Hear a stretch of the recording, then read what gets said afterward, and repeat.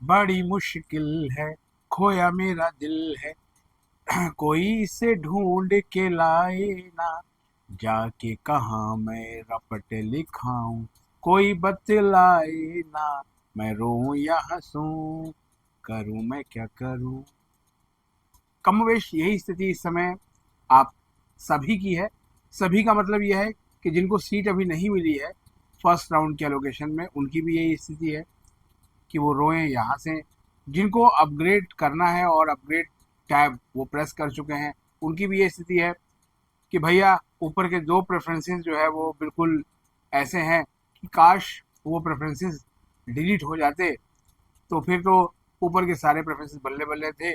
अगर वो मिल जाता तो बहुत अच्छा होता, और जो अभी है वो तो अच्छा है। यानी कि एक बेटर से बेस्ट की तरफ की जो है वो बात हो रही थी।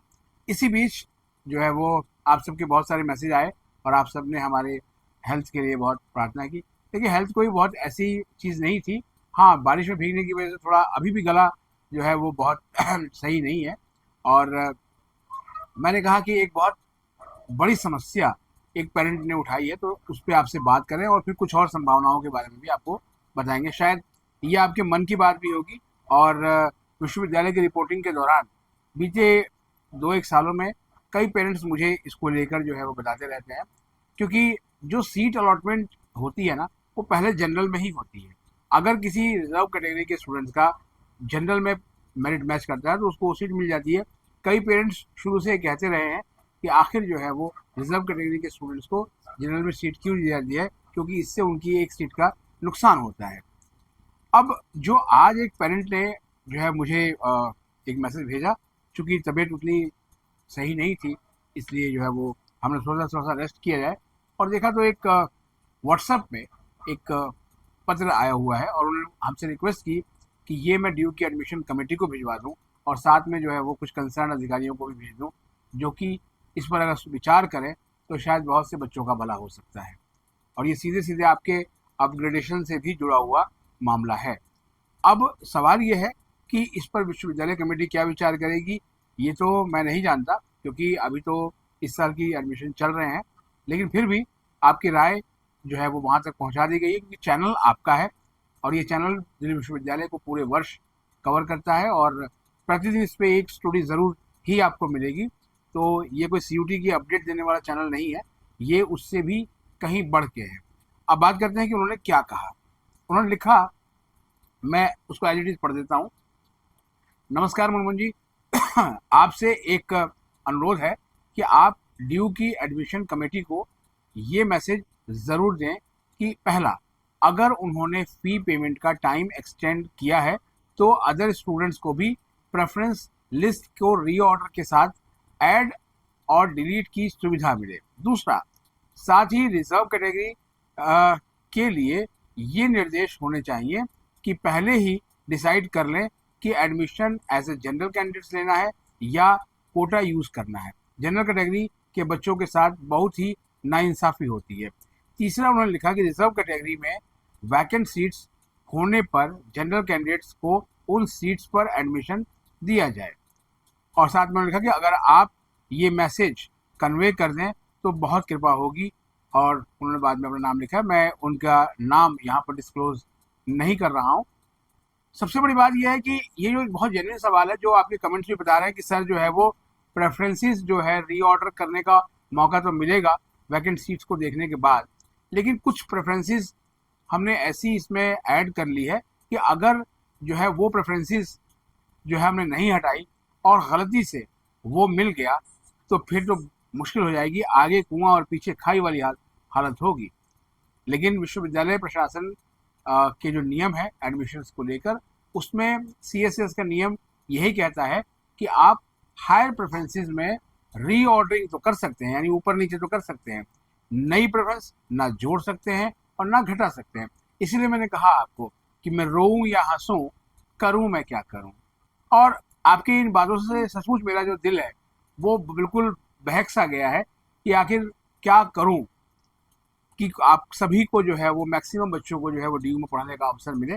इसलिए हमने आपके जो ये मैसेज था ये ड्यू के vice chancellor professor Yogesh Singh, due के रजिस्ट्रार डॉक्टर विकास गुप्ता, ड्यू की डीन एडमिशन प्रोफेसर हनीत गांधी से लेकर एकेडमिक काउंसिल और एग्जीक्यूटिव काउंसिल के सदस्यों तक भी भेज दिया। साथ में हमने दिल्ली यूनिवर्सिटी टीचर्स एसोसिएशन के प्रेसिडेंट प्रोफेसर AK भागी को भी ये मैसेज भेजा है कि क्या इस तरह की चीज़ें हों जिससे कि कम समय में मैक्सिमम जो कैंडिडेट्स हैं उनको एकोमोडेट किया जाए, जिससे कि दिल्ली विश्वविद्यालय में दाखिले की जो ये प्रक्रिया है जो हर साल बहुत लेंदी होती है वो कट शॉर्ट हो जाए और स्टूडेंट्स को जो है उनकी पसंद के कोर्स कॉलेज भी मिल जाएं जो वो चाहते हैं, अगर उन्हें कुछ इस तरह की सुविधा मिलती है। और उन पेरेंट ने ये भी लिखा है कि फ़ी पेमेंट का अगर टाइम बढ़ाया गया, इसके बारे में आपने पिछली वीडियो में सुना भी होगा जो मैंने किया था, उसमें मैंने बताया था आपको कि ये प्रोसेस आमतौर पर हर साल होता है, तो कोई ये नई बात नहीं है कि फ़ी पेमेंट का समय जो है वो एक्सटेंड किया जाता है। बहुत सारे कॉलेजेस में जो रफ्तार है वो बहुत धीमी रही थी डॉक्यूमेंट्स वेरिफिकेशन की, और उसी का नतीजा ये है कि शाम तक भी जो है वो डेटा निकल के नहीं आ पाया कि आखिर कितने बच्चों ने जो है वो अभी तक अपनी फ़ीस जमा करके फाइनल टैली। लेकिन कुछ जो है वो हमने कुछ कॉलेजेस से बात की तो कहीं पर 200, कहीं पर 250 और कहीं पर जो है वो 140, कहीं पर 160, कहीं पर 135 इस तरह का फिगर था जो कि रह गए थे जिन्होंने फीस जमा नहीं की थी। और ये जो मैं आपको बता रहा हूँ ये लगभग रात के 8 बजे के आसपास का जो है वो ये टैली है।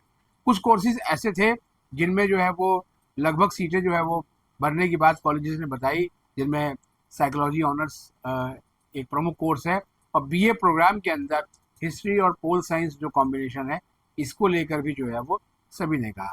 तो इसी वजह से जो है वो बच्चे डरे हुए हैं कि आखिर अगर उनको उनकी कोई एक ऐसी प्रेफरेंस मिल गई जो उन्होंने बस ऐसे ही डाल दी थी, किसी ने किसी के कहने पर डाल दी थी, किसी ने जो प्रोफेशनल सेवाएं ली थी उसके कहने पर डाल दी थी, और या फिर जो है वो किसी ने अपने दीदी, बुआ, मौसी, फूफा इनके कहने पर उसको ऐड कर दिया, और अब जो है वो यही उनके लिए सिरदर्द बना हुआ है। वाकई में ये बड़ा सिरदर्द है, लेकिन अभी अगर आपने अपग्रेड के लिए बटन दबाया है तो इसमें कुछ हो नहीं सकता सिवाय इसके कि आपको अपनी हायर प्रेफरेंसेस में से कोई एक सीट मिले। अब कितनी सीटें बचेंगी इसको लेकर भी बड़े कयास लगाए जा रहे हैं।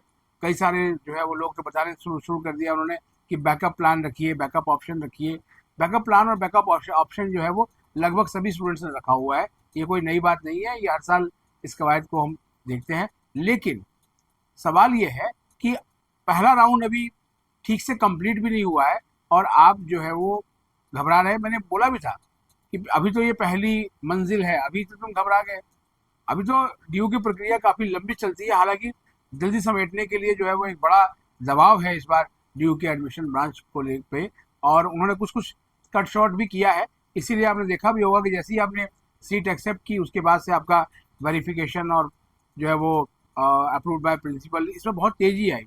और मुझे बड़ा अच्छा लगा कि पहले ही दिन जो है वो रविवार का दिन था और वो बहुत बड़ी संख्या में जो है कैंडिडेट्स ने अपनी सीट एक्सेप्ट की, लेकिन बहुतों ने नहीं की। जिन्होंने नहीं की उनके मन में कुछ और चल रहा होगा।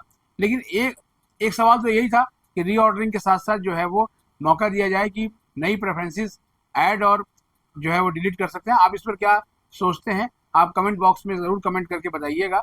और दूसरा जो सबसे बड़ा ये है कि जो प्रेफरेंस स्टूडेंट को मिली हुई है इस समय, मान लिया कि 42 नंबर की मिली हुई है तो उसके ऊपर 41 से जो है वो कैसे देखेगा एल्गोरिदम, क्या ऊपर से नीचे या फिर बॉटम टू टॉप की तरफ जाएगा। देखिए जो एल्गोरिदम का है वो ऊपर से नीचे ही आएगा, चाहे आपको जो है वो 140 नंबर की प्रेफरेंस क्यों ना मिली हो। और जहां आपकी मेरिट मैच करेगी वहां आपको जो है वो सीट अपग्रेड कर दी जाएगी, अगर सीट उस कॉलेज में हुई और आपकी मेरिट जो है उससे मैच कर रही है। अपग्रेडेशन का जो रूल है वो यही है। कुछ ने कहा कि सर जो है वो अगर मान लिया पसंद नहीं आया तो वापस आ जाने की, वापस आने का कोई ऑप्शन नहीं है। हाँ, अगले राउंड अगर कोई होता है और तो आपको अपग्रेडेशन का एक और मौका ज़रूर मिल सकता है, लेकिन अभी उसके बारे में बहुत कुछ कहना जल्दबाजी होगी क्योंकि अभी 2 राउंड के ही शेड्यूल आए हुए हैं। तो फिलहाल आपका जो कंसर्न था वो प्रशासन को भेज दिया गया है और इस पर कोई एक्शन होता है या नहीं होता है इसको भी आप देख लेंगे। वैकेंट सीट्स ध्यान से देखिएगा, जिन सीट्स में जो है वो हो सकता है कि 0 दिखाया जा रहा हो जिन कोर्सेज में, उसको लेकर घबराने की ज़रूरत नहीं है। कई बार क्या होता है कि 0 दिखता है लेकिन जो है वो रेंडमली कोई एडमिशन कैंसिल होता है तो वो सीट्स वहाँ पर रिफ्लेक्ट करनी शुरू हो जाती है। इसलिए पिछले साल बहुत से स्टूडेंट ने कहा कि सर उसमें तो 0 दिख रही थी, लेकिन मेरे दोस्त को उसमें सीट अलॉट हो गई, इसका मतलब ज़रूर कोई झोल था। ऐसा कोई झोल नहीं है, ये रियल टाइम का जो है वो डेटा है। दूसरा जो सबसे बड़ा पॉइंट है आपका, वो ये है कि मान लिया सर कि हमने अपग्रेड कर दिया, लेकिन अब जो है वो अपग्रेडेड सीट जो है वो पसंद नहीं आ रही है, तो क्या करें? तो उसके बाद तो देखिए जो ऑप्शन मैंने आपको बताया था, फिर तो या तो आपको इंतज़ार करना पड़ेगा कि आगे कोई राउंड अनाउंस हो, और नहीं तो फिर तो आपको विड्रॉ ही लेना पड़ेगा। लेकिन सवाल ये है कि ऐसा क्यों?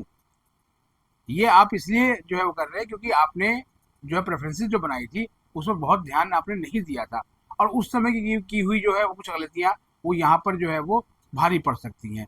तो अभी फिलहाल इतना सोचने की ज़रूरत नहीं है, वैकेंट सीट्स आने दीजिए, और मुझे लगता है कि ये वाला जो राउंड होगा इसमें अभी भी काफ़ी अच्छी बड़ी संख्या में सीटें निकल के आएंगी, क्योंकि अभी तक जो है वो डेटा रिवील नहीं हो पाया, और हम उम्मीद करते हैं कि ये डेटा जो है वो शायद सुबह तक जो है वो या फिर जो है वो दोपहर तक ये निकल के आए कि आखिर कितने एडमिशन्स राउंड 1 में जो है वो हुए इस यूजी में। फिलहाल उसके लिए आप इंतज़ार करें, थोड़ा अब बोला नहीं जा रहा है, तो अभी आज के लिए फ़िलहाल जो है वो इतना ही। और चैनल पर नए हैं, चैनल को सब्सक्राइब कर लें और इसे अपने दोस्तों के बीच शेयर करें। मिलते हैं एक और एपिसोड के साथ, तब तक के लिए नमस्कार।